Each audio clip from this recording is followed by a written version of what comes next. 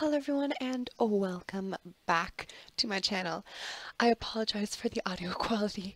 I'm currently not at my normal location, but the trailer for episode 3 just released and I have to jump on this right now. Gotta do what you gotta do. So, with that said, I will be reviewing this trailer for Living World Season 4, Episode 3, Long Live the Lich. So, let's jump right in. I might have to turn up the sound because I don't know, like, how loud it should be. Okay, blood, mild languages of alcohol, violence. Ooh. The music is already really, like, getting me. 10 seconds to 30. Hey, Joko. Break a leg, people. We don't want that. Joko's declared war. Ooh, is that new? To meet him That's new. What was that tree? Doing this. I'm equal parts exhilarated and terrified. More prisons, yay. Underwater combat, that's good. Enough waiting. Just revamp that. Joko's bored. Is that Tar in the background? Pace. Warhorn. Ooh, it's ghostly. Corna. Okay, that's good. We're still in the region of Vabi and Alona. Fractals. Of course, the story. Is that Farron? Aureen. This. I heard people talking about this. Oof. Roller beetle. Oh, it's so cute. I wonder. You got some serious height there. Damn. I should put that on a loop. Okay. Well, goddamn. Well, Joko's laughter at the end was perfect. I hope the audio quality was good, because that was, like, amazing. Blood, mild languages of violence. Hello, Rena. Okay, so let's chat. I'm just going to kind of recap what I saw right now. Okay, so it starts with Joko talking about Curtain Call, and it seems that he's really into plays, and he's a thespian, apparently. Or at least he's a lover of theater. He might not necessarily act.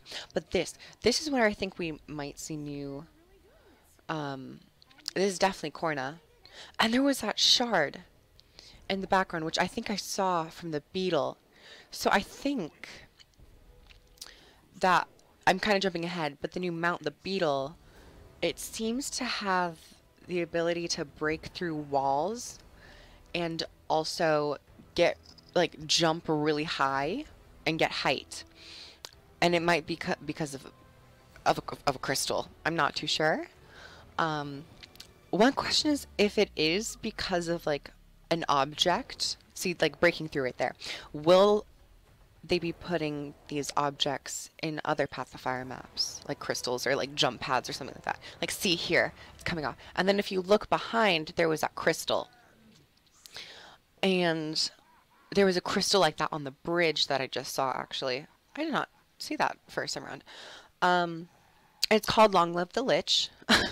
So that was my little splurge on the mount itself. But what we saw a lot more of the map, which is going to be Corna. I'm excited to go down there a little bit more. We still saw a lot of awakened fortresses, much like in the domain of Istan in that trailer. I'm wondering if it's going to be similar to Istan, or if the majority of the map will be Joko's domain. See, this is, I'm not sure if that's new, but that tree, ooh, I saw that tree and I was like, oof, that's good. See, behind, in that frame, with, like, the larger awakened, I forgot what they're called, but there's a crystal. So you see more green fire and all that stuff. I love this. Joko's impatient. The war horn. Okay. I love the effect with the ghosts and the mystical vibe. I typically what I want to see with war, whenever they introduce a new legendary weapon, I want the balance patch to address there's a helicopter outside, I apologize.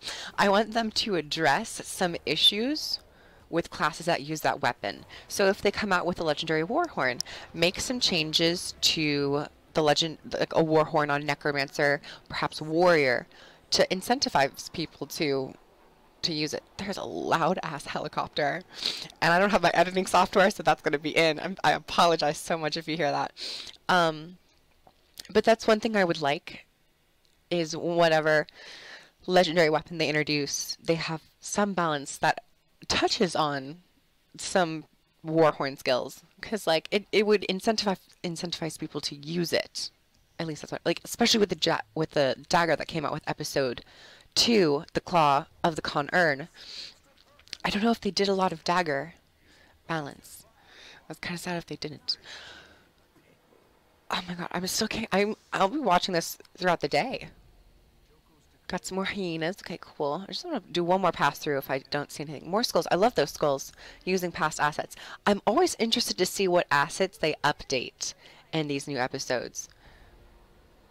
Also, the underwater stuff. I'm curious if there's going to be more underwater portions now that they updated underwater combat. And we got the Warhorn, new map Domina Corna. These things, those like Asuran, you know, the things in the sky. I'm wondering if that has to do with the actual mount, or if that's just like a setting, like design. Also, after that, it said new fractal deepstone. I'm wondering if that's has to do Deepstone. That doesn't really ring a bell in my mind in terms of a Guild Wars 2 or Guild Wars 1 location. But then again, I didn't play the entirety of Guild Wars 1, which I need to go back and play. Excuse me, I just woke up. But it seems to be more puzzle rather than boss fight. But I like that, because, well, some puzzles I'm not a fan of. Some puzzles I am. But it'll be interesting to see if it's a mixture of boss and puzzle. After the Deepstone Fractal was, new story content. I think we saw Lord Farron. And that's nice, because Lord Farron was in the prologue for Path of Fire. And we're like, oh, you stay behind, it's okay, so is Master Farron. So it'll be interesting to see if he comes back. And he was, I believe he was at the ending of Path of Fire, the very last scene where you give that speech.